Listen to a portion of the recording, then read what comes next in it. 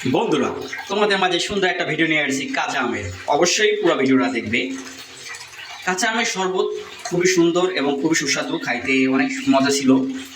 বাসায় বসে বানাইছি। কালকে আমি 2 কেজি কাঁচা আম কিনেছিলাম, সাথে পুদিনা পাতা, তার সাথে ছিল কাঁচা মরিচ, তার সাথে ছিল বিট লবণ, তার সাথে ছিল চিনি। এই উপাদানগুলো সব কিছু কিনে নিয়ে বাসায় বসে আজকে এটা বানাইছি। খুব মজা হয়েছে। এটা আমি ফ্রিজে রাখবো, অফিস থেকে আসবো যাবো তখন খাবো।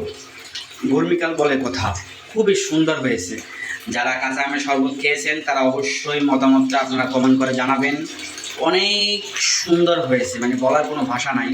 এত সুন্দর শরবত বানাইতে পারি আমি, যা বলার কোনো ভাষা নাই। যাই হোক, আলহামদুলিল্লাহ অনেক সুন্দর হয়েছে শরবতটা কাঁচা আমের। যারা কাঁচা আমের শরবত খেতে খুব ভালোবাসেন তারা অবশ্যই এটা ভিডিওটা দেখবেন। কত সুন্দর কালার, কি সুন্দর মিশ্রণভাবে শরবতটা বানাইছি। এটা এখন ফ্রিজযুক্ত করে রাখবো। ফ্রিজ থেকে খুলে যখন মানে বেশি গরম পড়বে তখন আমি খাবো।